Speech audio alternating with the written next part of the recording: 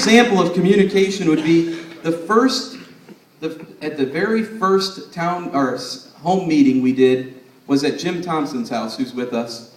And Gary Brubaker started to talk about, Gary, stand up for us real quick, just say hi.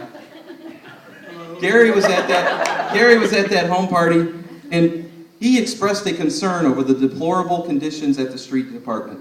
Sue Lynch shared that expression, and today we are working on the construction of a new street department to get these guys in good working conditions and to clean it up so people aren't embarrassed by it when they go by it on the trail. So thank you. It's a perfect example of how people need to communicate with us.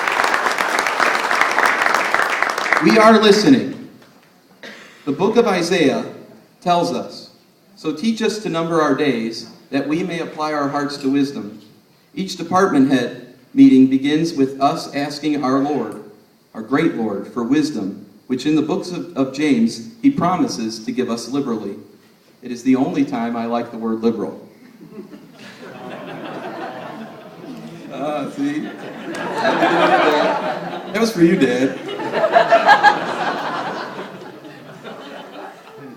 Council President Lynch and Attorney Sapkowski tell me we need to pace ourselves as we are running a marathon. And they have figured out last race I watched was the Kenyans running the marathon. Portage leadership will continue to set its bar high, have a large vision, and believe we are the premier community to raise a family. We will communicate and correspond with our residents like never before, which will allow us to respond to their needs like never before. Most importantly, we will govern with the principles set forth by President Reagan. There is no limit to what a man or woman can do if they do not care who gets the credit. Thank you.